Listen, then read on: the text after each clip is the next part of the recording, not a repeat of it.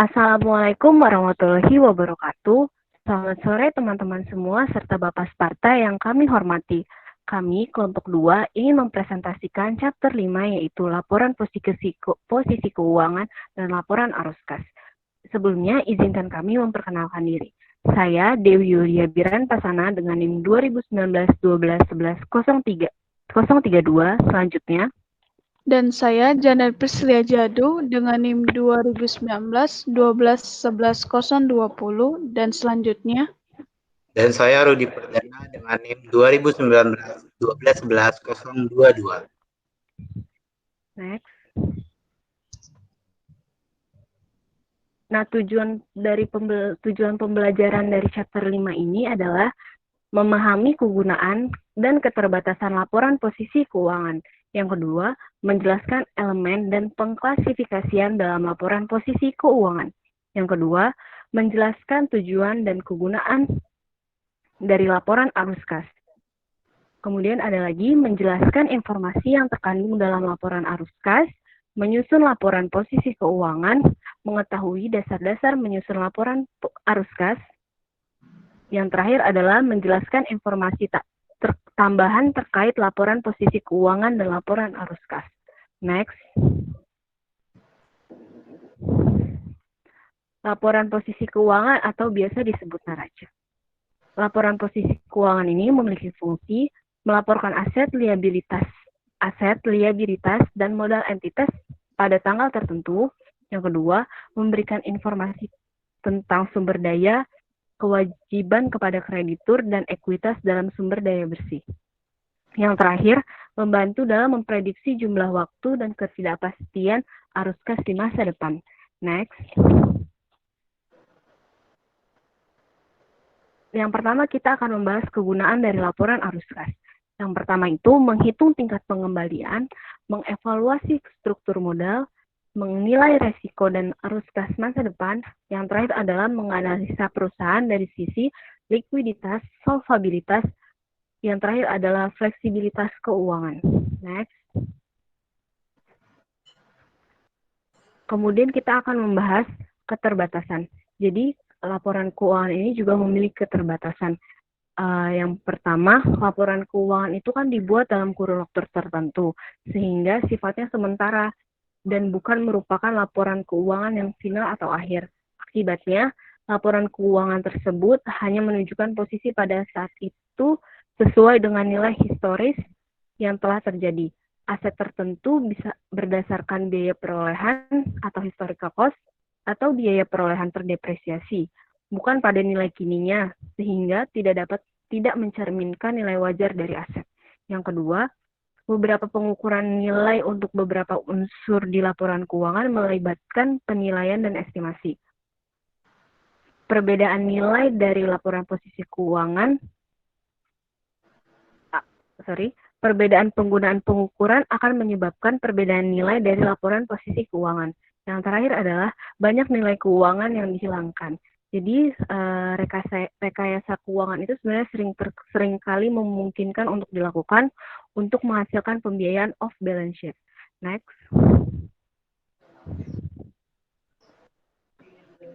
Klasifikasi dari laporan keuangan.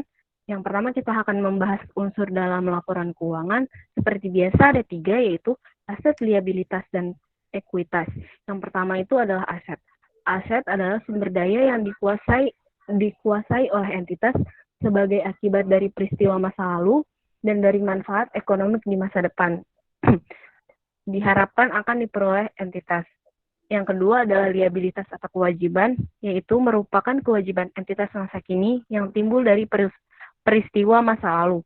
Penyelesaiannya diharapkan mengakibatkan arus keluar sumber daya entitas yang mengandung manfaat ekonomi. Yang terakhir adalah ekuitas. Ekuitas itu adalah hak residual atas aset entitas dikurangi semua liabilitas atau kewajiban. Next. Setelah klasifikasinya tadi ada 3, yaitu aset, liabilitas, kewajiban, dan ekuitas, sekarang dibagi lagi. Atau biasa disebut juga subklasifikasi. Jadi aset itu dibagi lagi menjadi 2, yaitu aktiva tidak lancar dan aktiva lancar. contoh aktiva tidak lancar itu adalah investasi, perlengkapan, tanah, peralatan, aset tak berwujud, dan aset tidak lancar lainnya. Kemudian untuk ekuitas, seperti bagian saham, bagian agio, saldo laba, akumulasi pendapatan komprehensif. Yang terakhir adalah saham minoritas. Untuk liabilitas atau kewajiban dibagi juga menjadi dua, yaitu kewajiban tidak lancar dan kewajiban lancar. Next. Kemudian, pertama kita akan membahas aktiva lancar. Aktiva lancar itu secara umum terdiri dari investasi jangka panjang, tanah, bangunan, dan peralatan. Yang ketiga adalah aset tak berwujud. Dan yang terakhir adalah aset lain yang bersifat tidak lancar. Next. Yang pertama akan kita bahas adalah investasi jangka panjang. Klasifikasi aset tidak lancar investasi jangka panjang. Yang pertama ada investasi dalam sekuritas, contohnya itu seperti obligasi, saham biasa, atau wesel jangka panjang. Dan yang kedua adalah investasi aset tetap tak berwujud atau aktiva tak berwujud. Yang ketiga adalah investasi yang disisihkan dalam dana khusus, contohnya seperti dana pelunasan, dana pensiun, dan dana ekspansi pabrik. Dan yang terakhir, yang keempat, investasi dalam anak perusahaan atau afiliasi atau asosiasi dan cabang yang tidak konsolidasi. Next. Kemudian kita akan membahas investasi dalam sekuritas utang atau ekuitas. Jadi ada tiga, yaitu sifatnya itu sebenarnya ada tiga. Ini kelebihan satu. Yang pertama itu adalah dimiliki sampai jatuh tempo atau held to maturity. Sekuritas utang yang menurut maksud dan kemampuan perusahaan akan dimiliki sampai jatuh tempo. Yang kedua adalah perdagangan atau trading. Sekuritas hutang yang dibeli dan dimiliki terutama untuk dijual dalam waktu yang dekat untuk menghasilkan laba atau selisih harga jangka pendek. Yang terakhir adalah tersedia untuk dijual. Sekuritas hutang yang tidak diklasifikasikan sebagai sekuritas yang dimiliki sampai jatuh tempo atau perdagangan. Next. Nah, ini adalah penyajian investasi di laporan keuangan. Bisa dilihat di situ, di aktiva lancar ada investasi jangka panjang, di situ contohnya adalah investasi saham. Next. Kemudian klasifikasi aset tetap seperti properti, pabrik, dan peralatan.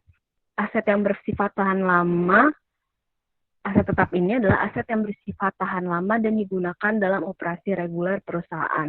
Contohnya yang pertama seperti properti fisik seperti tanah, bangunan, mesin, furnitur, peralatan, sumber daya yang tidak dapat diperbaharui. Contohnya itu seperti hutan dan mineral, kecuali tanah. Sebagian besar aset tersebut dapat disusupkan, contohnya gedung, atau dapat didepresikan, contohnya adalah next. Nah, ini adalah contoh penyajian aset tetap di laporan keuangan. Kita dilihat di bawah itu contohnya adalah ada peralatan di bawah aktiva lancar, di bawahnya lagi investasi saham, ada bacaan aktiva tetap yang terdiri dari peralatan, akumulasi penyusutan peralatan, gedung, dan akumulasi penyusutan gedung. Next. Setelah aset tetap, ada lagi aset tak berwujud. Aset tak berwujud ini adalah aset yang tidak memiliki substansi fisik atau tanpa wujud fisik dan merupakan instrumen keuangan. Contohnya itu adalah, kita pasti sering banget dengar yang namanya hak paten, hak cipta, waralaba, goodwill, merek dagang, nama dagang, dan daftar pelanggan. Kemudian, aset tak berwujud ini diamortisasi selama masa manfaatnya yang sangat terbatas. Secara periodik umum, aset tak berwujud ini dinilai berdasarkan penurunan nilai yang terjadi. Next. Ini adalah contoh penyajian aset tak berwujud di laporan keuangan. Bisa dilihat di bawahnya akumulasi penyusutan gedung yang saya beri kotak merah, itu ada aktiva tidak berwujud, contohnya adalah goodwill. Next.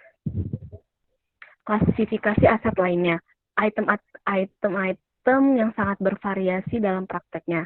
Yang pertama itu adalah contohnya beban dibayar di muka jangka panjang, piutang tidak lancar, aset dalam dana khusus, properti yang dimiliki untuk dijual, dan yang terakhir adalah kas atau sekuritas yang dibatasi.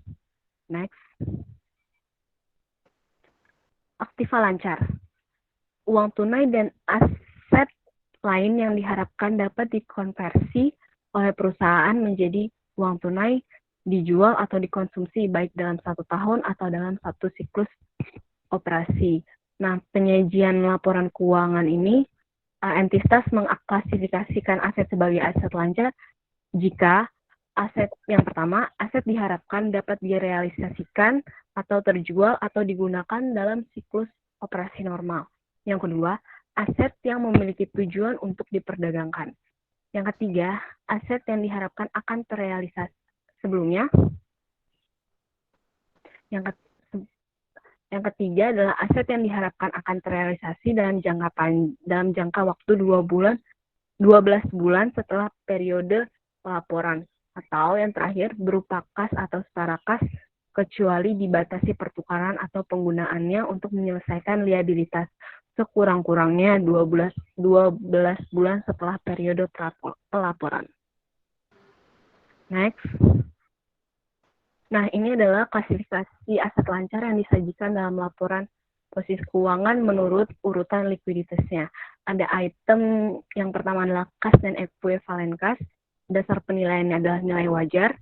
Yang kedua ada investasi jangka pendek. Dasar penilaian adalah pada umumnya ada nilai wajar. Yang ketiga adalah beban dibayar di muka. Dasar penilaiannya adalah harga perolehan. Yang ketiga ada piutang. Dan dasar perolehannya adalah estimasi jumlah yang tertagih. Yang terakhir adalah persediaan. Dasar penilaiannya adalah harga perolehan atau nilai realisasi bersih. Next.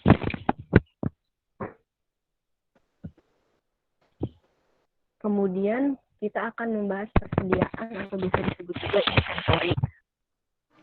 Persediaan ini dapat meliputi barang yang dibeli dan dimiliki untuk dijual kembali. Bagi perusahaan jasa, persediaan itu meliputi biaya tenaga kerja dan biaya personalia lainnya yang secara langsung menangani pemberian jasa, termasuk personalia, penyedia, dan overhead. Yang kedua, persediaan adalah aset yang tersedia untuk dijual dalam kegiatan usaha dalam bentuk proses produksi untuk penjualan atau dalam bentuk bahan atau perlengkapan untuk digunakan dalam proses produksi atau pemberian jasa.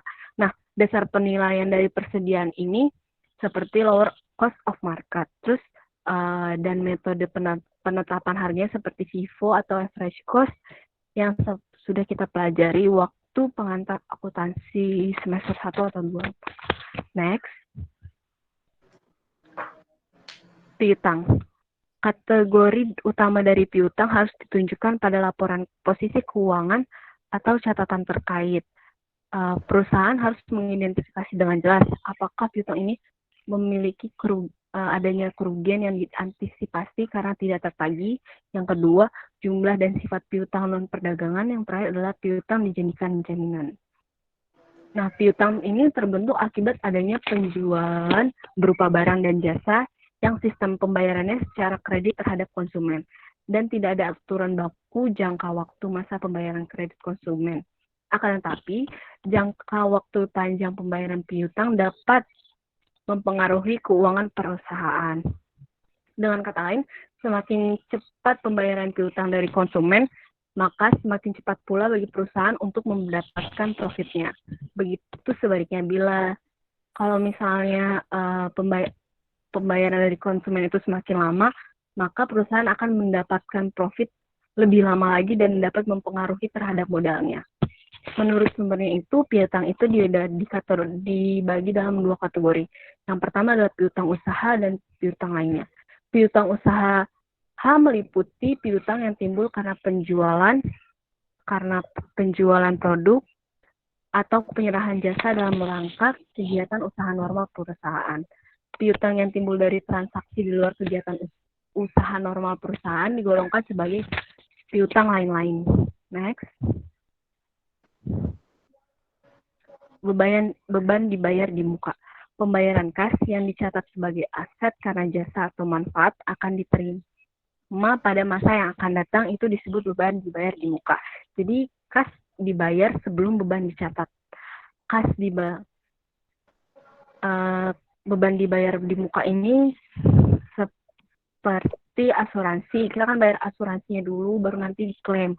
Kan kita selalu bayar bebannya itu di awal atau dalam periode 1 tahun. Terus misalnya juga sewa pemeliharaan peralatan, kita bayar dulu, baru kita dapat sewanya itu. Dan yang ketiga contohnya itu ada kayak iklan. Next. Nah, investasi jangka pendek ini sama aja kayak yang tadi, investasi jangka panjang. Ada portofolio dimiliki hingga jatuh tempo, diperdagangkan, dan ekuitas tidak diperdagangkan. Next. Kas pada umumnya terdiri atas mata uang dan giro atau demand deposit. Ekuivalen kas, investasi jangka pandang yang pendek, yang sangat liquid dan akan menjatuh tempo dalam jangka waktu 3 bulan atau kurang. Restriksi atau komitmen yang terkait dengan ketersediaan kas harus diungkapkan. Jadi pembayaran yang siap dan bebas dipergunakan untuk membiayai setiap aktivitas dari perusahaan itu disebut kas. Sedangkan kalau misalnya sisa rekening dari bank perusahaan yang dapat dipergunakan untuk membiayai aktivitas itu disebut kas. Next. Nah, ini adalah bagian ekuitas dari pemegang saham. Yang pertama adalah modal saham. Ini saham biasa atau saham preferen harus diungkapkan mengenai nilai par, diotorisasi, diterbitkan, dan juga beredar. Yang kedua ada premium saham. Biasanya disajikan satu jumlah untuk saham biasa dan saham preferen. Kelebihan jumlah yang dibayarkan atas nilai par atau yang ditetapkan. Itu contoh dari premium saham. Itu adalah definisi dari premium saham itu kelebihan jumlah yang dibayarkan di atas nilai par atau yang ditetapkan. Jadi kelebihan kita bayarnya. Yang ketiga adalah laba ditahan, laba perusahaan yang tidak didistribusikan. Kemudian ada saham treasury, jadi ini jumlah saham yang dibeli kembali oleh perusahaan. Yang terakhir adalah kepentingan non-pengendali atau hak minoritas, bagian dari ekuitas perusahaan anak yang tidak dimiliki. Next. Setelah aktiva lancar dan tidak lancar, sekarang kita akan membahas kewajiban lancar. Kewajiban lancar adalah kewajiban yang diharapkan akan dibayar dengan menggunakan aktiva lancar atau dengan menciptakan kewajiban jangka pendek lainnya. Next. Nah, ini adalah contohnya. Utang yang berasal dari akuisisi barang dan jasa. Contohnya seperti utang usaha, utang gaji, utang pajak, dan lain-lainnya. Dan yang kedua adalah penagihan yang diterima di muka sebelum barang dikirimkan atau jasa diberikan. Kayak artinya itu adalah pendapatan sewa yang belum dihasilkan atau pendapatan dari pelanggan yang belum dihasilkan. Yang terakhir adalah kewajiban lainnya yang pelunasannya akan dilakukan dalam siklus operasi seperti bagian dari obligasi jangka panjang yang harus dibayarkan dalam periode berjalan atau kewajiban jangka pendek yang berasal dari pembelian peralatan. Next. Setelah kewajiban lancar, kita akan membahas tentang kewajiban tidak lancar. Liabilitas jangka panjang atau kewajiban yang diperkirakan secara memadai tidak akan dilunasi dalam siklus operasi normal, melainkan akan dibayar pada suatu tanggal di luar tanggal tersebut. Terdiri atas 3 jenis. Yang pertama adalah liabilitas yang berasal dari pembiayaan seperti penerbitan obligasi, utang sewa guna usaha, dan utang bank jangka panjang. Kedua adalah liabilitas yang berasal dari kegiatan operasi entitas seperti kewajiban pensiun dan kewajiban pajak tangguhan. Yang ketiga, liabilitas yang bergantung pada terjadi atau tidak terjadinya suatu peristiwa di masa depan, seperti profesi untuk kewajiban garansi. Next. Selanjutnya kita akan membahas laporan keuangan. Sebenarnya PSAK atau IFRS tidak mensyaratkan format tertentu untuk menyajikan laporan posisi keuangan. Secara umum ada dua bentuk laporan posisi keuangan yang biasa diikuti oleh entitas, yaitu yang pertama adalah bentuk akun atau account form, yang kedua adalah bentuk laporan atau report form. Next. Laporan posisi keuangan bentuk akun atau account form, ini bentuk akun menyajikan secara berdampingan. Jadi di sebelah kiri adalah bagian aset dan bagian kanan adalah liabilitas dan ekuitas. Next. Ini adalah contohnya. Bisa lihat itu yang saya garis merah adalah aset di sebelah kiri dan kewajiban dan ekuitas ada di sebelah kanan. Next. Selanjutnya kita menjelaskan mengenai laporan posisi keuangan.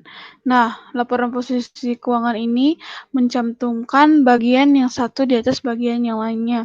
Seperti kita lihat di contoh, yaitu di statement of financial position, dijelaskan mengenai akun-akun non-current asset, current asset, equity, non-current liability, dan current liability.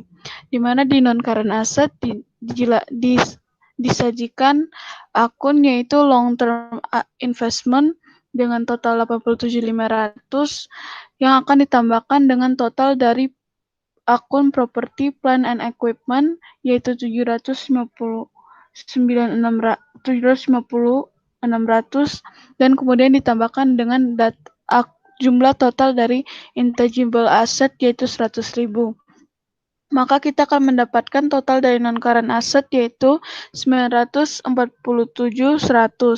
Nah, untuk data current asset akan ditambahkan akun-akun inventory, prepare expense, akun receivable, dan dikurangkan dengan AFDA, dan ditambahi lagi dengan akun short-term investment dan cash and cash equivalent. Maka total dari semua aset yang ada yaitu 1.720.554. Nah, untuk yang selanjutnya itu adalah equity dan liability. Untuk akun equity dan liability ini juga dijumlahkan yaitu share capital seluruhnya dan dikurangi dengan accumulate comprehensive income dan treasury shares. Maka akan mendapatkan total akhir dari equity yaitu 900.082. Nah, untuk total current liability yaitu 820.474. Maka total dari current liability akan sama atau akan balance dengan total dari aset yaitu 1.720.554. Next. Dan selanjutnya itu laporan arus kas. Di mana laporan arus kas ini merupakan elemen penting yang akan menilai jumlah, waktu, dan ketidakpastian arus kas. Di mana untuk IASB sangat membutuhkan laporan arus kas ini. Next. Nah, sekarang kita menjelaskan mengenai tujuan laporan kas. Tujuan utama yaitu memberikan informasi yang relevan tentang memberikan informasi yang relevan tentang penerimaan kas dan pembayaran tunai suatu perusahaan selama suatu periode. Dengan adanya laporan arus kas ini, kita dapat mengetahui dari mana uang tunai itu berasal, untuk apa uang itu digunakan, dan berapa jumlah atau berapa perubahan saldo dari arus kas ini. Next. Yang selanjutnya yaitu isi laporan arus kas. Isi laporan arus kas ini terdiri dari 3, yaitu yang pertama kegiatan operasi, yang selanjutnya aktivitas investasi, dan aktivitas pembiayaan. Di mana untuk kegiatan operasi ini adalah kegiatan yang mana transaksi yang akan masuk ke dalam penentuan laba bersih. Yang selanjutnya untuk investasi yaitu membuat dan mengumpulkan pinjaman dan memperoleh dan lalu melepaskan investasi dan properti pabrik peralatan. Yang selanjutnya transaksi yang melibatkan item kewajiban dan ekuitas, yaitu merupakan penjelasan dari aktivitas pembiayaan. Yang selanjutnya.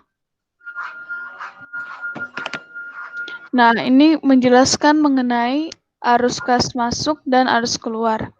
Nah, untuk arus kas masuk yang sama-sama terdiri dari 3 kegiatan. Untuk yang pertama arus masuk. Nah, arus masuk ini ada kegiatan operasi, di mana ketika penerimaan atau revenue melebihi pengeluaran tunai atau beban yaitu expense. Itu untuk kegiatan operasi. Nah, untuk kegiatan investasi ini seperti penjualan properti, pabrik, dan peralatan dari perusahaan itu. Nah, selanjutnya untuk aktivitas investasi yaitu penjualan sekuritas hutang atau ekuitas entitas lain dan pengumpulan pinjaman kepada entitas lain. Nah, untuk selanjutnya yaitu aktivitas pembiayaan, di mana terdiri dari penerbitan efek ekuitas, penerbitan hutang yang terdiri dari obligasi dan catatan atau notes payable.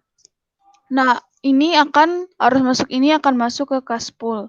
Nah, untuk selanjutnya dari kas pool ini akan terjadi arus keluar yang mana juga terdiri dari 3 kegiatan. Yang pertama yaitu kegiatan operasi yang mana ketika pengeluaran tunai melebihi penerimaan. Nah, untuk aktivitas investasi ini itu terjadi kegiatan pembelian. Yang pertama pembelian properti, pabrik, dan peralatan. Dan yang kedua pembelian sekuritas hutang atau ekuitas entitas lain, dan juga kegiatan meminjam atau memberi pinjaman kepada entitas lain. Yang selanjutnya yaitu aktivitas pembiayaan, di mana terjadi kegiatan pembayaran dividen, penebusan hutang, dan akuisisi kembali saham biasa, di mana pembayaran dividen dapat diklasifikasikan sebagai aktivitas operasi atau pendanaan berdasarkan IFRS untuk keperluan pekerjaan rumah tangga. Tapi untuk yang ini dianggap sebagai termasuk dalam kegiatan aktivitas pembiayaan. Selanjutnya. Nah, yang selanjutnya yaitu menyusun laporan arus kas, di mana informasi arus kas ini diperoleh dari beberapa sumber. Yang pertama yaitu laporan perbandingan posisi keuangan, laporan laba rugi saat ini, dan data-data transaksi yang dipilih. Nah, contohnya pada 1 Januari 2019, di tahun pertama operasinya, Telemarketing INC menerbitkan 50.000 saham biasa dengan nilai nominal 1 untuk uang tunai 50.000. Perusahaan menyewakan ruang kantor, furnitur, alat telekomunikasi, serta melakukan layanan pemasaran selama tahun pertama. Pada Juni 2019, perusahaan membeli tanah seharga 15.000. Next. Nah, ini menunjukkan laporan komparatif posisi keuangan perusahaan pada awal dan akhir tahun 2019. Nah, pada data di situ ada pada Desember tanggal 31 2019 di Statement of Financial Position, di mana semua akun mengalami increase. Yang pertama yaitu land yaitu mengalami peningkatan 15.000, akun receivable mengalami peningkatan 41.000, cash mengalami peningkatan 31.000. Nah, untuk akun yang selanjutnya yaitu di equity dan liability, yaitu untuk share capital mengalami peningkatan sebesar 50.000, untuk return earnings mengalami increase sebesar 25.000, dan untuk akun payable mengalami peningkatan sebesar 12.000, di mana total dari statement of financial position ini sebesar 87.000. Next. Nah, dan ini merupakan laporan dari income statement dari perusahaan telemarketing pada Desember 31, di mana diketahui bahwa revenue sebesar 172.000 yang akan dikurangi dengan operating expense yaitu 120.000, dan akan mendapatkan income before tax-nya yaitu 52.000 yang ditambahkan dengan income tax, dan akan didapatkan net income yaitu sebesar 39.000. Next. Nah, ini mempersiapkan laporan arus kas, di mana untuk mempersiapkan ini akan menentukan kas bersih yang disediakan oleh atau digunakan dalam aktivitas operasi. Dan selanjutnya, kas bersih yang diperoleh atau digunakan untuk aktivitas investasi dan pendanaan dan menentukan perubahan, yaitu kenaikan ataupun penurunan yang terjadi pada uang tunai selama periode tersebut dan kegiatan merekonsiliasi perubahan kas dengan saldo kas awal dan akhir. Next. Nah, kas bersih itu diperoleh dari aktivitas operasi, di mana yang pertama itu mengalami kelebihan penerimaan kas atau pembayaran tunai dari aktivitas operasi. Nah, selanjutnya ditentukan dengan mengubah laba bersih atas dasar akrual menjadi kas. Dan selanjutnya menambahkan atau mengurangi dari laba bersih item-item laba bersih dalam laporan laba rugi yang tidak mempengaruhi kas. Dan yang selanjutnya, yang terakhir membutuhkan analisis laporan laba rugi tahun berjalan, laporan perbandingan posisi keuangan, dan seperti yang tadi yaitu data-data transaksi yang dipilih. Nah, yang pertama yaitu kita membahas mengenai kegiatan operating activity, di mana untuk operating activity ini terdiri dari dua akun, yaitu yang pertama akun receivable dan akun receivable yang terdiri dari akun receivable dan akun payable. Yang pertama yaitu akun receivable, di mana akun receivable ini mengalami peningkatan pendapatan non tunai sebesar 41.000. Itu untuk kegiatan yang digolongkan dalam operating activity. Selanjutnya,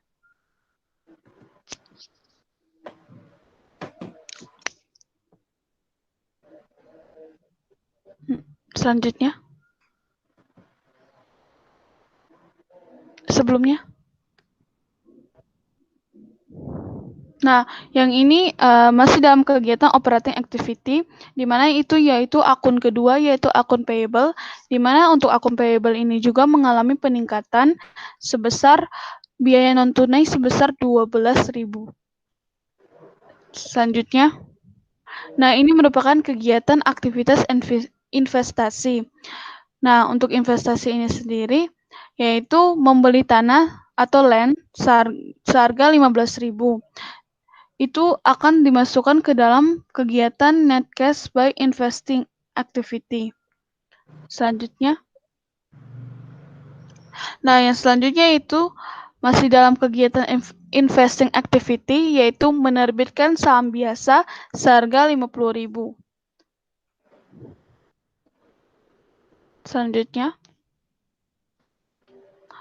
Masih dalam kegiatan investing activity ini juga terdapat payment of cash dividend, yaitu di mana perusahaan akan membayar sebesar 14.000 yang dimasukkan menjadi dividen. Sekarang masuk ke dalam penyusunan laporan arus kas. Di sini kita mendapat salah satu contoh yaitu Kaiser Beverage Company, yaitu yang melaporkan hal-hal berikut dalam setahun terakhir. Di sini kita mendapatkan sebuah data yang berisi net income, dividen yang dibayarkan atau dividen in paid, peningkatan piutang atau peningkatan pada akun receivable, peningkatan hutang atau peningkatan dalam akun payable, pembelian peralatan, beban penyusutan, dan penerbitan wesel bayar. Nah, di sini kita dapat perintah, tentukan apakah setiap item harus diklasifikasikan sebagai aktivitas operasi, investasi, atau pendanaan. Nah, kalau yang kita lihat net income itu masuk ke dalam kategori operating. Lalu kemudian dividen masuk ke dalam kategori financing, peningkatan piutang masuk ke dalam operating, peningkatan hutang masuk ke dalam operating, lalu kemudian pembelian peralatan termasuk dalam investing, penjualan penyusutan masuk ke dalam depresiasi itu masuk ke dalam operating, dan penerbitan wesel bayar masuk ke dalam kategori financing. Nah, ini adalah salah satu contoh dari statement of cash flow yang telah diselesaikan. Di sini kita dapat melihat pembagian dari akun-akun yang telah diberikan dari data sebelumnya. Di sini, di operating activities, kita mendapatkan data yang ada net income, increase in account receivable, increase in account payable, dan depreciation expense pada bagian operating activities. Di sini net income kita masukkan sejumlah $40.000. Lalu kemudian di sini increase in account net receivable itu berkurang sebesar 10.000, lalu di penambahan akun payable sebesar 7.000, dan depresiasi sebesar 4.000. Maka kita dari penghitungan itu dapatlah net cash provided by operating activities sebesar 41.000. Nah, di investing activities itu cuma ada purchase of equipment sebesar 8.000 yang nilainya negatif. Dan di financing activities kita mendapatkan dua dari data, yaitu dividends paid dan proceeds from notes payable. Nah, di sini dividends itu kan bersifat mengurangi cash, maka dinilai nilainya dalam bentuk negatif, sehingga di sini di dalam kurung 5.000. Dan proceeds of net payable itu sebesar 20.000. Maka setelah dijumlahkan, hasil dari net cash dari financing activities dapat kita peroleh sebesar 15.000. Nah, dari semua data keseluruhan ini, kita melakukan penjumlahan dari 41.000 dikurangi 8.000, lalu kemudian ditambah 15.000 yang dari hasil kalkulasi ini nanti akan dapatkan hasil sebesar 48.000. Nah, selain itu, dalam penyiapan laporan tersebut kita punya aktivitas non tunai yang signifikan. Nah, aktivitas non tunai yang signifikan ini dilaporkan dalam catatan terpisah atas laporan keuangan, seperti 1. Penerbitan saham biasa untuk membeli aset, yang kedua konversi obligasi menjadi saham biasa, penerbitan hutang untuk membeli aset, dan pertukaran aset jangka panjang. Ini adalah salah satu ilustrasi dan contoh dari comprehensive statement of cash flow. Di sini kita mengambil contoh dari Nestor Sa. Di sini kita bisa lihat dari setiap akun-akun yang telah disajikan. Nah, terlebih lagi di bawah dari statement of cash flow ini diberikan informasi tambahan berupa investing dari pembelian equipment atau pembelian barang dari akun bond. Nah, di sini dapat kita lihat di akun cash of flow financial activities, yaitu redemption of bonds yang besarnya 50.000. Maka dari hasil penjumlahan setiap akun yang ada di sini, itu akan memperoleh hasil di cash at end year, yaitu sebesar 404.950.000. Lalu kita akan membahas tentang kegunaan laporan arus kas. Apa sih kegunaan laporan arus kas? Nah, laporan arus kas itu ada karena setiap perusahaan tidak akan bertahan tanpa uang tunai. Nah, dari setiap laporan arus kas itu diperoleh dari aktivitas perusahaan yang bersifat operating. Yang dapat kita simpulkan, yang pertama, jumlah yang tinggi atau mampu menghasilkan uang tunai yang cukup dari operasi untuk membayar tagihannya tanpa meminjam lagi. Dan yang kedua, jumlah yang rendah atau negatif. Maka perusahaan harus mengambil kemungkinan dan mengambil step seperti 1. Meminjam, atau yang kedua menerbitkan sekuritas ekuitas. Nah, di sini dari setiap perusahaan kita dapat menghitung sebuah likuiditas keuangan yang kita ambil berdasarkan rasio cakupan utang saat ini, di mana rasio cakupan utang kas ini penghitungannya dari kas bersih yang peroleh dari aktivitas operasi atau operating expense dibagi dengan kewajiban lancar rata-rata. Nah, rasio dari likuiditas keuangan ini menunjukkan kemampuan untuk melunasi kewajiban lancar dari sistem aktivitas operasi. Nah, apabila rasio tersebut sudah mendekati 1:1, maka sudah dapat disimpulkan bahwa rasio itu sudah bagus. Lalu, di sini kita dapat menghitung juga fleksibilitas keuangan yang kita ambil berdasarkan rasio cakupan utang tunai. Nah, di mana penghitungan rasio cakupan utang tunai ini berdasarkan dari kas bersih diperoleh dari aktivitas operasi dibagi total kewajiban rata-rata. Rasio di fleksibilitas keuangan ini menunjukkan kemampuan untuk membayar kembali kewajiban dari kas bersih yang diperoleh dari aktivitas operasi, tanpa harus melikuidasi aset yang digunakan dalam operasi. Ini adalah salah satu contoh arus kas bebas atau free cash flow dari perusahaan yang sama, yaitu Nestor Sa. Di sini dapat kita lihat net cash provided by operating activities itu sebesar 411.750. Lalu di sini ada kegiatan yaitu capital expenditure atau pengeluaran modal dan pembayaran dividen. Di sini itu dari net cash ini aktivitas pengeluaran capital dan dividen ini mengurangi hasil dari net cash yang telah didapat. Maka dari sini kita dapatlah hasilnya free cash flow sebesar 139.450. Nah, dari hasil itu, hasil ini menunjukkan jumlah arus kas tersebut diskresioner yang tersedia. dan tambahan informasi. Tambahan informasi ini diberikan dari IFRS yang mensyaratkan bahwa satu set lengkap laporan keuangan itu disajikan setiap tahun. Nah, setiap laporan keuangan itu terdiri satu set in additional information ini terdiri dari beberapa hal. Yang pertama, laporan posisi keuangan pada akhir periode. Dan yang kedua, laporan laba rugi komprehensif untuk periode yang akan disajikan sebagai satu laporan laba rugi komprehensif tunggal, dan yang kedua sebagai laporan rugi terpisah dan laporan laba rugi komprehensif. Ketiga, pernyataan perubahan ekuitas. Keempat, laporan arus kas. Dan yang kelima adalah catatan yang terdiri dari ikhtisar kebijakan akuntansi yang penting dari informasi penjelasan lainnya. Di sini ada kita membahas catatan atas laporan keuangan. Nah, catatan laporan atas keuangan tadi kan berdasarkan kebijakan akuntansi. Nah, kebijakan akuntansi ini terdiri dari berbagai macam hal. Yang pertama, prinsip. Prinsip tersebut adalah prinsip dasar, konvensi, aturan, dan praktik khusus yang diterapkan dalam menyiapkan dan menyajikan informasi keuangan. Catatan pertama umumnya berjudul ringkasan kebijakan akuntansi penting. Nah, IFRS itu membutuhkan pengungkapan khusus atas catatan tambahan dari laporan keuangan. Contoh seperti 1, item atau properti atau pabrik. Ya, dan peralatan yang dipilah ke dalam kelas-kelas seperti 1, tanah, 2, gedung, dan yang ketiga dalam catatan dengan akumulasi penyusutan terkait jika dilaporkan berlaku. Nah, di sini kita dapat menyimpulkan bahwa pengelompokan setiap akun dalam catatan tambahan laporan keuangan ini berbeda-beda. Misalnya seperti dicontoh di sini kan tanah itu dipisah sendiri, lalu kemudian gedung dipisah sendiri, dan catatan akumulasi penyusutan itu juga diperlukan apabila ada penyusutan. Seperti contoh pada perusahaan Nestle tersebut, Nestle ini. Kita dapat lihat ada data land and buildings atau tanah dan bangunan, mesin dan perlengkapan, tools atau peralatan, furniture dan perlengkapan lain, kendaraan dan hasil total dari semua penjumlahan. Di sini kita dapat melihat semua data-data yang terjadi selama satu periode akuntansi. Bisa kita lihat di sini ada currency, retractation, capital expenditure, disposal, reclassified as for sale, dan modifikasi dari scope konsolidasi. Nah, di sini akun-akunnya sudah tersedia.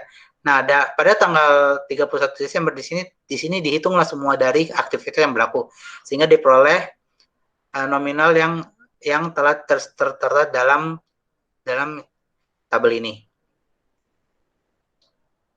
Dan yang berikutnya adalah piutang. Piutang atau receivable dipilah lagi menjadi beberapa jumlah. Yang satu ada piutang dari pelanggan dagang, 2 piutang dari pihak berelasi, ketiga pembayaran di muka, dan jumlah lainnya.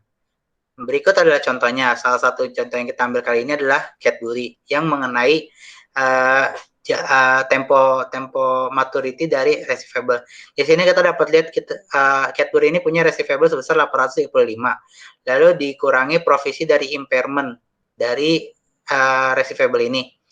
Dikuranglah hasilnya jadi dapat 789. Di bawahnya lagi itu ada transaksi atau trade of and other receivables. Di sini kita dapat melihat analisis dari umur yang terjadi di masa lalu pada akun receivable tersebut. Kan di sini dari awal kita dimasukkanlah data yang sebelumnya yang 835 dan 46 pada tabel berikutnya, yaitu 835, 46 dan dikurangi 46 dan dapat hasilnya 799. Nah, ditambah lagi di sini ada penghitungan supaya jadi balance, yaitu ada not overdue itu sebesar 657, past due less than 3 months itu sebesar 123, dan past due more than 3 months itu sebesar 9. Maka hasilnya sama dari hasil yang di atas. Di sini kita bisa lihat lebih dari 3 bulan dan kurang dari 3 bulan dari receivable tersebut. Berikutnya adalah persediaan yang dibedakan menjadi beberapa klasifikasi seperti barang dagang, persediaan produksi, barang dalam proses, dan barang jadi. Nah, ketentuan dari yang di atas itu dipilah menjadi ketentuan imbalan kerja dan item lainnya. Seperti contoh penjelasan parentik. Ini adalah contoh dari parental disclosure dari saham Hitachi. Di sini kita lihat equity common stake-nya di situ ada 4 miliaran ya, 4 miliar 627.785.319. Nah, itu bersifat outstanding di mana hasilnya 427.776. Nah, dalam penjelasan simpel di sini atau penjelasan kurung itu merupakan keunggulan dibanding catatan. karena memberikan informasi tambahan ke dalam tubuh pernyataan di mana pembaca cenderung mengabaikannya. Di sini itu dia memberikan penjelasan, tapi terkadang pembaca ini mengabaikan penjelasan yang ada di common stock perusahaan Hitachi ini. Berikutnya adalah teknik pengungkapan. Teknik pengungkapan ini bedakan menjadi referensi silang dan item kontra. Nah, perusahaan referensi silang adalah hubungan langsung antara aset dan liabilitas pada laporan posisi keuangan. Seperti contoh nih perusahaan dari cross referencing atau dan kontra. Di sini kita lihat current asset in part ini dia punya cash on deposit dengan Sinking Fund Trustee untuk redempsi dari bond payable. Kita besar 800.000. Sementara pada saat current liabilities di sini bonds payable yang akan di redeem itu sebesar 2.300.000. Nah, ini adalah contohnya dari cross referencing dan contra items. Lalu ada lagi pedoman lain. Di pedoman lain ini terbagi menjadi 3, yaitu mengimbangi dan offsetting. Nah, IAS nomor 1 itu menunjukkan bahwa penting aset dan kewajiban serta pendapatan beban dilaporkan secara terpisah. Dan yang kedua, ini adalah hal yang tepat untuk mengukur aset setelah dikurangi penyisian penilaian, seperti penyisian piutang ragu-ragu atau persediaan setelah penurunnya nilai. Jadi di sini kita dapat dijelaskan mengimbangi supaya pencatatan bahwa untuk aset, kewajiban, pendapatan, dan beban itu selalu dilaporkan secara terpisah. Ini digunakan untuk mengukur aset pada nanti akhir periode. Berikutnya adalah konsistensi atau konsisten, yaitu terdiri dari kerangka konseptual yang menunjukkan bahwa perusahaan harus mengikuti prinsip dan metode yang konsisten dari satu periode ke periode berikutnya. Dan yang kedua, kebijakan akuntansi itu harus diterapkan secara konsisten untuk transaksi dan peristiwa, serupa kecuali IFRS memerlukan kebijakan yang berbeda. Lalu ada presentasi yang adil dan fair presentation. Di sini representasinya adalah tepat dari transaksi dan peristiwa menggunakan definisi dan kriteria pengakuan dalam kerangka konseptual. Nah, dari presentasi ini dapat diasumsikan bahwa penggunaan IFRS dalam pengungkapan yang tepat itu menghasilkan laporan keuangan yang disajikan secara wajar. Dalam pelaporan keuangan ini, dia harus bersifat wajar dan adil. Karena kalau misalnya bersifat berat sebelah itu berarti bukan hal yang wajar atau kemungkinan ada terjadinya fraud atau penggelapan uang, kurang lebih. Nah, sekarang kita akan masuk ke dalam analisis rasio. Nah, dalam analisis rasio ini itu terbagi menjadi beberapa bagian, 4 bagian. Yang pertama adalah rasio likuiditas, yaitu ukuran kemampuan jangka pendek perusahaan untuk membayar kewajiban yang jatuh tempo. Lalu kemudian rasio aktivitas, yaitu untuk mengukur seberapa efektif perusahaan menggunakan asetnya. Rasio profitabilitas itu mengukur tingkat keberhasilan atau kegagalan perusahaan atau divisi tertentu selama periode waktu tertentu. Dan yang terakhir rasio cakupan, yaitu ukuran tingkat perlindungan bagi kreditor dan investor jangka panjang. Di sini kita dapat melihat rasio likuiditas yang terdiri dari current ratio, quick ratio, dan cash ratio. Nah, rumus dari setiap rasio ini terbagi lagi. Untuk current ratio itu kan rumusnya aktiva lancar dibagi hutang lancar dikali 100.000. Dikali 100%. Kalau untuk quick ratio ini, dia rumusnya aktiva lancar dikurangi persediaan dibagi hutang lancar dikali 100%. Nah, sementara untuk cash ratio itu rumusnya kas ditambah aktiva setara kas atau aktiva yang setara dengan kas dibagi hutang lancar dikali 100%. Untuk rasio aktivitas juga terbagi lagi seperti perputaran piutang, perputaran persediaan, perputaran aktiva tetap, dan perputaran total aktiva. Dalam perputaran piutang, di sini rumusnya adalah penjualan kredit dibagi rata-rata piutang. Dalam perputaran persediaan, di sini harga pokok penjualan dibagi persediaan. Dan perputaran aktiva tetap, penjualan dibagi aktiva tetap. Dan pada perputaran total aktiva, penjualan dibagi total aktiva. Nah, untuk rasio profitabilitas di sini kita dapat lihat dalam tabel yang telah ditertera. Di sini dalam profit margin on sales, rumusnya net income dibagi net sales. Untuk return on asset, net income dibagi average total asset. Return on share ini rumusnya net income dikurangi preference dividend dibagi average shareholder equity and ordinary. Earning per share itu net income dikurangi preference dividend dibagi weighted dikurang average ordinary share outstanding. Price earning ratio itu market price of share dibagi earning per share, dan payout ratio itu cash dividend dibagi net income. Di sini sudah ada penjelasannya untuk penggunaan profit margin itu untuk mendefinisikan net income yang digenerasi dari beberapa dolar dari setiap penjualan. Di sini Untuk return aset itu kemampuan profit aset untuk pengembalian aset yang telah dipakai. Untuk di return on share itu dia untuk menghitung profitabilitas untuk mengembalikan investasi dari shareholder. Untuk earning per share itu kemampuan memperoleh net income setiap dari saham yang dipunya. Terus price earning itu untuk menghitung rasio dari harga pasar per saham untuk earning, untuk perolehan per saham. Lalu yang payout ratio ini untuk mencari presentasi earnings distributed from the cash of dividends. Nah, di sini ada yang namanya debt asset ratio dari coverage atau aktivitas coverage. Di sini deposit ratio itu rumusnya total liability sebagai total aset, time interest earned itu rumusnya net income plus interest expense plus income tax expense dibagi interest expense. Cash debt coverage itu net cash provided by operating expense dibagi average total liabilities. Lalu book value per share itu rumusnya shareholder equity dan ordinary dibagi outstanding share. Dan yang terakhir free cash flow itu net cash profit by operating aktivitas dikurangi capital expenditure dan dan cash dividends. Ini adalah fungsinya untuk debt asset ratio itu untuk mencari presentasi total aset yang dipakai untuk kredit atau utang.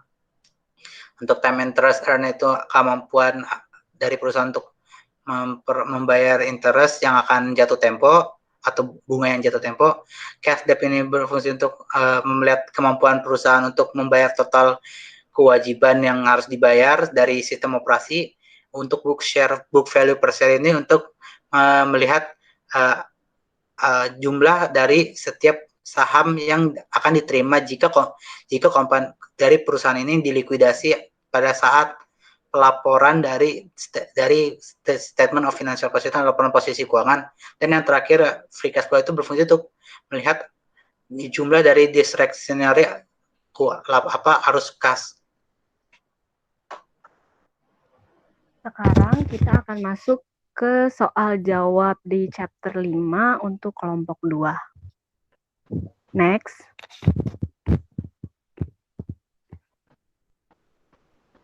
Di sini kita dapat dari bagian exercise 42, yaitu penghitungan laba bersih. Berikut ini adalah contoh perubahan semua saldo akun Jackson Furniture selama setahun berjalan. Dan ini kecuali untuk laba ditahan ya. Di sini kita dapat lihat kas bertambah, kita lihat dari tabel di sini, untuk yang meningkat dia tidak di dalam kurung, sementara yang berkurang dia di dalam kurung. Kita dapat lihat kas di sini bertambah 69.000, piutang usaha bersih sebesar 45.000, inventory 127.000 itu bertambah. Sementara untuk investasi dia berkurang sebesar 47.000. Untuk utang usaha dia berkurang sebesar 51.000. Untuk utang obligasi dia bertambah menjadi 82.000. Dan yang terakhir saham modal biasa itu bertambah jadi 138.000. Nah, instruksi yang diberikan adalah untuk menghitung laba bersih yang ditahan untuk tahun berjalan dengan asumsi bahwa tidak ada entry dalam akun laba ditahan kecuali untuk laba bersih dan deklarasi dividen sebesar 24.000 yang telah dibayarkan pada tahun berjalan. Nah, bagaimana cara penyelesaiannya? Di sini kita akan membahas mengenai statement of financial position. Kita ngambil dari balance sheet. Kan kita sudah tahu nih cash-nya kita dapat yang tadi ini data di sini kita masukin semua. Kan kas, piutang usaha bersih, inventory dan investasi itu kan masuk ke dalam aset kan. Nah, di sini mereka nanti digabung menjadi satu dalam kategori aset. Nanti berikutnya seperti ini. Aset itu ada kas sebesar 69.000, piutang usaha bersih 45.000, inventory 127.000 dan investasi yang berkurang sebesar 47.000. Dari hasil penjumlahan tersebut kita dapat total aset sebesar 194.000. Nah, untuk akun liabilitas sendiri kita sudah dapat datanya, yaitu utang usaha dan utang obligasi. Nah, di sini kita masukkan utang usaha dan utang obligasi. Utang usaha itu sebesar minus 51.000 dan utang obligasi sebesar 82.000. Nah, ditambah nih dari kurang minus 51.000 ditambah 82.000. Total liabilitas kita dapat 31.000. Nah, sama dengan dari yang kita dapat dari saham modal biasa. Nah, untuk saham modal biasa kita masuk dalam ekuitas. Nah, di sini kan kita kan tahu kalau untuk balance sheet itu kan aset sama dengan kewajiban kewajiban ditambah modal kan. Nah, di sini kita udah tahu nih modalnya 138.000. Tapi kan kalau misalnya kita jumlah itu cuma sebesar di sini kita dapatnya 169.000. Berarti kan kita tahu kalau hasil dari return earnings atau laba di tahun itu kan menambah dari di modal. Maka kita bikinlah dari laba di tahun atau return earnings ini dalam variabel X. Berarti kita bisa simpulkan nih, untuk total ekuitas ditambah liabilitas itu sebesar 169.000 ditambah X. Nah, dalam pengerjaannya ini kita bikin persamaan dasarnya, yaitu aset dikurangi liabilitas ditambah ekuitas. Dari 194.000 aset ini, itu sama dengan 169.000 ditambah X. Nah, cuman kita tinggal pindahin aja 169.000 ini ke sisi kiri. Jadi 194.000 dikurangi 169.000. Nah, dari hasil pengurangan ini dapatlah nominal sebesar 25.000. Nah, 25.000 itu masuk ke dalam return earnings atau X. X-nya ini sebesar 25.000. Maka nanti setelah ditambahin ini semua aset ditambah liabilitas, itu hasilnya bakal sama jadi 194.000 dan sisi kiri 194.000 yaitu aset dan sisi kanan liabilitas dan ekuitas sebesar 194.000. Nah, tadi kan ditanyain dalam untuk menghitung laba bersih sama tahun jalan itu bagaimana sih? Nah, kita kan udah dapat semua datanya nih. Kita tinggal bikin aja proyeksinya. Kan dari awal itu kan dia baru awal tahun berjalan. Berarti otomatis beginning retained earnings atau laba di tahun itu kan nggak ada. Sementara net income itu kan yang dicari. Dikurangi dividen. Dividen sama dengan ending return earnings. Nah, atau ending laba di tahun. Nah, di sini dividen kan sudah dimasukkan deklarasinya sebesar 24.000. Nah, kita tinggal masukin aja dari kalkulasinya, yaitu 0 ditambah net income dikurangi 24.000 ditambah 25 sama dengan 25.000. Nah, kita pindah nih minus 24 ini ke sisi kanan, maka sama 0 ini dipindahin ke sisi kanan. Jadi kita dapat net income itu 25.000 ditambah 24.000. Maka hasil dari net income tahun dari perusahaan yang dijalankan di Jackson Furniture itu sebesar 49.000. Itu hasilnya untuk net income. Lalu pada exercise 4.12, kita disuruh menghitung laporan laba ditahan dari McIntyre Corporation yang mulai beroperasi pada tanggal 1 Januari 2016. Selama 3 tahun pertama operasinya, McIntyre ini melaporkan laba bersih dan membagi dividen sebagai berikut. Yang pertama, net income dan dividen yang diumumkan. Di setiap tabel ini dijelasin nih, pada 2016 itu net income-nya 40.000, pada 2017 125.000, dan pada saat 2018 dia net income-nya sebesar 160.000. Sementara dividen yang diumumkan pada tahun 2016 ini dia nilainya 0. Pada tahun berikutnya dan tahun berikutnya lagi yaitu 2017 dan 2018 itu kan sama, yaitu sebesar 50.000. Nah, ditambah lagi informasi yang terkait. Di sini ada pendapatan sebelum pajak pendapatan yaitu sebesar 220.000. Lalu penyesuaian periode sebelumnya yaitu mengecilkan beban penyusutan pada tahun 2017, yaitu yang dimana itu masuk dalam subkategori sebelum pajak. Penurunan kumulatif pendapatan dari perubahan metode persediaan sebelum pajak sebesar 45.000. Dan dividen yang diumumkan dari jumlah ini 25.000 akan dibayarkan pada 15 Januari tahun 2020. Itu sebesar 100.000 dan tarif pajak efektif sebesar 20%. Nah, ditanyakan, diberikan instruksi untuk menyiapkan laporan laba ditahan pada tahun 2019 dari McIntyre Corporation. Di sini kita dapat lihat dari informasi yang diberikan kan kita dapat pendapatan pada sebelum pajak itu dapat sebesar 220, dan untuk mencari saldo awal itu kan setiap net income ini ditambah lalu dikurangi dari dividen, maka hasilnya mendapatkan 225.000. Lalu pada entry berikutnya itu kan koreksi atas kesalahan penyusutan, yaitu penyesuaian itu kan otomatis biasanya kadang mengurangi kadang menambah. Di sini dia mengecilkan beban, berarti otomatis sudah mengecilkan beban penyusutan pada tahun 2017 yaitu sebesar 25.000. Nah, penghitungannya itu bukan 20.000 melainkan 20.000 dikurangi tarif pajaknya pada ini sebesar 20%, atau bisa kita dari hasil penghitungannya itu sebesar 5.000. Berarti 25.000 dikurangi 5.000 hasilnya 20.000. Kemudian itu kita harus menghitung penurunan kumulatif pendapatan dari perubahan metode persediaan sebelum pajak. Kan itu nilainya 45.000, tapi itu sebenarnya bukan 45.000 karena itu belum dikurangi dari nilai pajak bersihnya, karena untuk menghitung ini penurunan kumulatif itu kan ada tarif pajak. Nah, itu setiap dari penurunan kumulatif ini dikurangi pajaknya. Jadi kita dapat perhitungan 45.000 dikurangi pajak 20% atau pajak yang dapat kita hitung nilai hasilnya 9.000. 45.000 dikurang 9.000 menjadi 36.000. Nah, di sini dari saldo 1 Januari ini dikurangi dari koreksi penyusutan dan penurunan kumulatif, yaitu sebesar 20.000 dan 36. Maka dapatlah hasil saldo 1 Januari setelah sesuai penyesuaian itu sebesar 169.000. Nah, di sini kan ada dividen diumumkan dan tarif pajak efektif. Lalu di sini juga ada ditambahkan pendapatan bersih. Karena di sini net income-nya kan belum masuk kan, maka ditambahin jadinya. Untuk penghitungan saldo bersihnya itu dari 220.000 yang pajak ini sebelum pendapatan pajak itu dikurangi 220.000 dikali pajaknya, maka dapatlah hasilnya 176.000. Nah, total dari setiap saldo setelah penyesuaian ini ditambah 169 ditambah 176, hasilnya 345.000. Nah, dari 345.000 ini kan diumumkan bahwa dia akan membayar dividen. Dividen di sini. Dividen itu kan sebesar 100.000 dan akan dibayarkan pada 15 Januari 2020. Maka di sini dimasukkanlah nilainya sebesar 100.000 yang sama. Jadi dikurangi dari saldo dividen yang akan dibayarkan. Maka saldo yang kita dapat pada tanggal 31 Desember itu sebesar 245.000. Yang berikutnya, asumsikan jika McIntyre Corporation membatasi saldo laba sebesar 70.000. Pada 31 Desember 2019 setelah tindakan ini, apa yang akan dilaporkan McIntyre sebagai total laba di tahun dan melakukan posisi keuangan 2019? Jawabannya adalah total laba di tahun yang masih akan dilaporkan itu tetaplah sebesar 245.000 karena pembatasan dari saldo yang disiapkan yang telah tertera di sini di instruksi sebesar 70.000 itu tidak berpengaruh ke total laba yang ditahan. Itu hanya memberi label bagian dari laba yang ditahan sebagai tidak tersedia untuk distribusi dividen. Nah, laba yang ditahan ini akan dilaporkan sebagai berikut nih. Kita lihat di tabel sini kan ada pendapatan yang disimpan atau return earnings.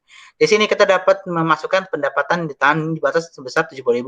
Sementara total saldo yang dilaporkan itu 240.000. Maka untuk mendapatkan gap dari 245 dan 70.000 ini dari 200, maka dikurangi 240.000 dikurangi 70. Hasil dari laba yang tidak sesuai ini jumlahnya 175. Nah, 175 ini hasil darinya dari 245 dikurangi 70.000. Ini sebagai penambah dari saldo total saldo laba atau return earning dari perusahaan McIntyre tersebut.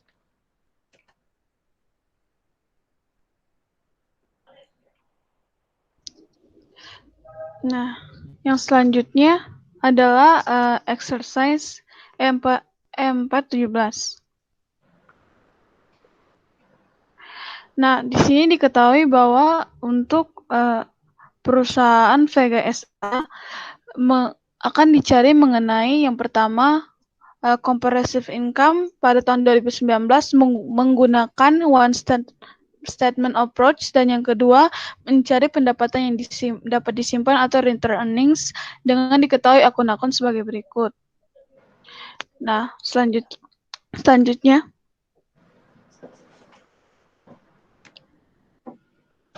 ya, ini mencari komprehensif tadi, di mana untuk sebelum masuk ke komprehensif, kita akan mencari statement of financial position, yang di mana di sebelah kiri ditunjukkan secara lengkap mengenai statement of financial dari Vega SA. Kita bahas satu-satu. Di sebelah kanan, yang pertama ada akun sales, di mana diketahui di soal bahwa akun sales atau penjualan sebesar 1.700.000, dan untuk yang selanjutnya ada COGS atau harga pokok penjualan. Nah, untuk gross profit atau laba kotor ini didapatkan dari sales dikurang dengan COGS. Maka 1.700.000 dikurangi dengan 850.000, maka akan didapatkan laba kotor sebesar 850.000. Yang selanjutnya ada biaya penjualan atau selling expense, di mana akun ini diketahui di soal sebesar 300.000, dan untuk yang selanjutnya ada administrasi expense yaitu sebesar 240.000, di mana akan dijumlahkan di sebelah kanan dan didapatkan hasilnya sebesar 540.000. Untuk yang selanjutnya yaitu other income dan expense atau pendapatan dan pengeluaran lainnya. Yang pertama terdiri dari gain on sale of plant asset, yaitu keuntungan dari penjualan aset pabrik yang diketahui di soal sejumlah 95.000, dan untuk yang selanjutnya rent revenue yaitu pendapatan sewa sebesar 40.000. Nah, dari kedua akun ini akan dikurangi dengan loss on impairment of land, yaitu kerugian penurunan nilai tanah sebesar 60.000. Maka akan didapat hasilnya yaitu 75.000. Nah, lalu 850.000 ini akan dikurangi dengan 540.000 dan didapatkan hasil 310. Nah, 310 ini akan ditambahkan dengan 75.000 sehingga mendapatkan hasil 385.000 sebagai income before tax atau pendapatan sebelum pajak penghasilan. Nah, income before income tax ini akan dikurangi dengan income tax sebesar yaitu 385.000 dikurangi dengan 119.000, di mana akan didapatkan hasil yaitu 266.000 sebagai discontinue operation atau pendapatan dari operasi berkelanjutan. Nah, yang selanjutnya yaitu operasi yang dihentikan. Selanjutnya, untuk operasi yang dihentikan ini terdiri dari yang pertama ada loss on discontinue operation terpotong di atas, tapi itu sebesar 75.000. Dan yang selanjutnya dikurangi dengan applicable income tax reduction yaitu 25.500. Maka 75.000 dikurangi dengan 25.500 hasilnya adalah 49.500. Dan dari yang di atas tadi yaitu income for continue operation sebesar 266.000 ini akan dikurangi dengan 49.500 ini, maka akan didapatkan net income sebesar 216.500. Karena dia menggunakan one statement approach, maka akan langsung digabungkan dengan comprehensive income tersebut, yaitu yang di bawahnya ada comprehensive income, yaitu pendapatan komprehensif lainnya, yang terdiri dari keuntungan kepemilikan yang belum direalisasi atau unrealized holding gain sebesar 15.000, dan maka dari net income akan ditambahkan dengan akun YI itu sebesar 216.500 ditambahkan dengan 15.000. Maka akan didapatkan comprehensive income atau penghasilan komprehensif yaitu sebesar 231.500. Nah, untuk selanjutnya yaitu earning per share atau penghasilan per saham. Nah, ini terdiri dari income for continued operation, di mana diketahui sebelumnya sudah dicari yaitu sebesar 266.000 dibagi 100.000. Kenapa? Karena itu diketahui di soal bahwa 100.000 itu merupakan ordinary share. Nah, 266.000 dibagi dengan 100.000 hasilnya 2,66. Nah, akan dikurangi dengan kerugian atas operasi di diskon pajak bersih atau loss on discontinued operation net after. Nah, terus itu 49.500 dibagi dengan 100 juga. Nah, hasilnya 0,49. Maka 2,66 ini akan dikurangi dengan 0,49, maka akan ditetapkan net income setelah ditambahkan dengan penghasilan komprehensif itu sebesar 2,17. Nah, untuk yang selanjutnya kita mencari pendapatan yang dapat disimpan atau return earnings dari VKSA, di mana diketahui di soal bahwa return earnings pada 1 Januari 2019 adalah sebesar 600.000 dan ditambahkan dengan net income yang sudah kita cari tadi yaitu sebesar 216.500. Maka hasilnya itu 816.500 yang akan dikurangi dengan dividen yang telah dideklarasi yaitu sebesar 150.000. Maka akan didapatkan return earnings pada akhir tahun 31 Desember 2019 sebesar 666.500.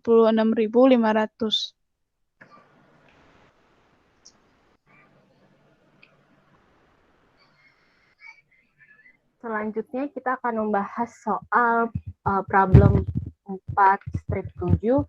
Jadi di sini ada ini adalah soalnya laporan laba ditahan atau retained earnings dengan penyesuaian periode sebelumnya. Ini adalah laba ditahan pada tahun 2015 untuk Akandian Code.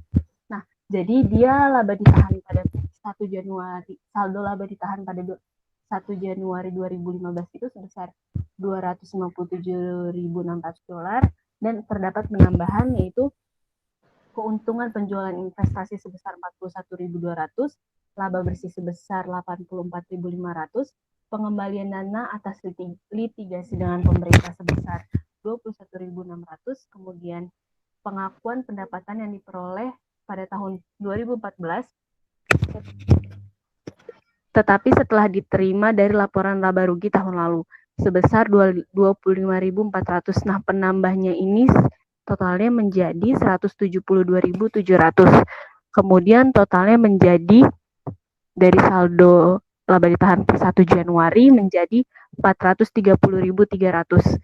Kemudian terdapat pengurangnya yaitu kerugian atas operasi yang dihentikan sebesar $35.000. Yang kedua ada penghapusan goodwill sebesar $60.000. Yang ketiga ada efek kumulatif terhadap pendapatan tahun-tahun sebelumnya dalam mengubah average cost menjadi penilaian persediaan FIFO pada tahun 2015 sebesar $23.200. Kemudian adanya pengumuman dividen sebesar $32.000. Jadi total pengurangnya ini menjadi 150.200. Jadi laba ditahan per 31 Desember 2015 adalah $280.100. Next. Kemudian di sini ada instruksinya. Yang pertama adalah A. Yang A adalah siapkan laporan laba ditahan yang telah dikoreksi. Di sini kita disuruh untuk mengabaikan pajak penghasilan. Penilaian persediaan FIFO digunakan pada tahun 2015 untuk menghitung laba bersih. Yang kedua, yang B,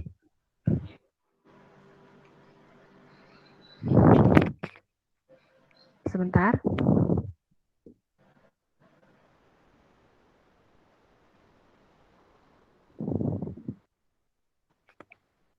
Yang B, nyatakan di mana item tidak muncul dalam laporan laba rugi yang dikoreksi yang harus ditampilkan. Next.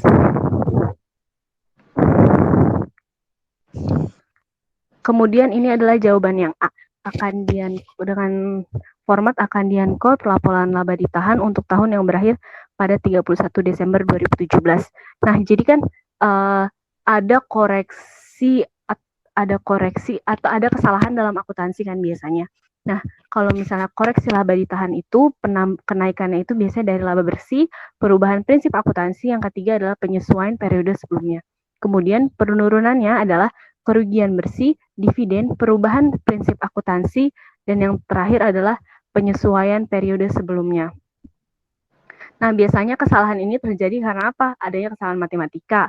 Yang kedua, kesalahan dalam penerapan prinsip akuntansi. Dan yang terakhir adalah pengawasan atau penyalahgunaan fakta. Nah, jadi kita masukkan di sini, kita buat yang sudah disesuaikan. Yang pertama adalah saldo laba ditahan 1 Januari yang dilaporkan tadi sebesar 257.600. Kemudian tadi kan kalau kita lihat yang di sebelumnya itu ada koreksi kesalahan dari periode sebelumnya sebesar 25.400. Itu kita dapat dari soal yang bagian pengakuan pendapatan yang diperoleh pada tahun 2014 tetapi setelah diterima dari laporan laba rugi tahun itu. Kemudian akan dikurangkan ke dikurang dengan penyesuaian atas perubahan prinsip akuntansi. Nah, penyesuaian atas perubahan prinsip akuntansi itu yang mana? Nah, yang tadi, yang FIF, yang efek kumulatif terhadap pendapatan tahun-tahun sebelumnya. Jadi kan kalau misalnya average diganti jadi cost itu dari average diganti menjadi average cost diganti menjadi FIFO itu termasuk dalam perubahan prinsip akuntansi, perubahan prinsip penghitungannya kan. Nah, bisa dilihat yang paling akhir yang ada 23.200. Next lagi. Nah, itu masuk di penyesuaian atas perubahan prinsip akuntansi sebesar 23.200. Kemudian dikurang jadi saldo laba 1 Januari Yang disesuaikan adalah 259.800. Nah, yang ketiga ada penambahnya itu laba bersih 52.300. Nah, 52.300 ini dapat dari mana? Dia itu ada di, boleh ke soal. 52.300 itu sebenarnya dapat dari laba bersih kita yang ditambah dengan keuntungan laba bersih ditambah sebesar 84.500 ditambah dengan keuntungan penjualan investasi sebesar 41.200, kemudian ditambah dengan pengembalian dana atas legitasi dengan pemerintah sebesar 21.600. Kemudian dikurang dengan 35.000 yaitu kerugian atas operasi yang dihentikan. Itu masuknya di penambah laba bersih, terus dikurang lagi dengan penghapusan goodwill sebesar 60.000. Jadi totalnya sebesar 52.300. Next. Nah, tadi kan juga ada juga dividen yang diumumkan kan sebesar 32.000. Nah, itu menjadi pengurangnya dia. Jadi total laba ditahan per 31 Desember 2000. Sorry, itu harusnya berakhir pada 31 Desember 2017. Kalau ketik itu harusnya pada 31 Desember 2015, jadi sebesar 280.100. Next. Kemudian yang B, keuntungan penjualan investasi badan laporan rugi. Keuntungan ini harus ditampilkan di bawah pendapatan dan beban lain pada laporan laba rugi. Yang kedua, pengembalian dana atas litigasi dengan laporan laba rugi badan pemerintah. Pengembalian dana ini harus ditampilkan di bawah pendapatan dan beban lain pada laporan laba rugi. Kerugian dari operasi tubuh yang dihentikan dari laporan laba rugi mengikuti judulnya, pendapatan dari operasi yang dilanjutkan. Yang terakhir, penghapusan laporan laba rugi badan niat baik. Penghapusan harus ditampilkan di bawah pendapatan dan beban lain-lain pada laporan laba rugi. Next. Ya, net on cam. Oke. Sekian dari presentasi kami, kurang lebihnya mohon maaf. Wassalamualaikum warahmatullahi wabarakatuh. Selamat malam.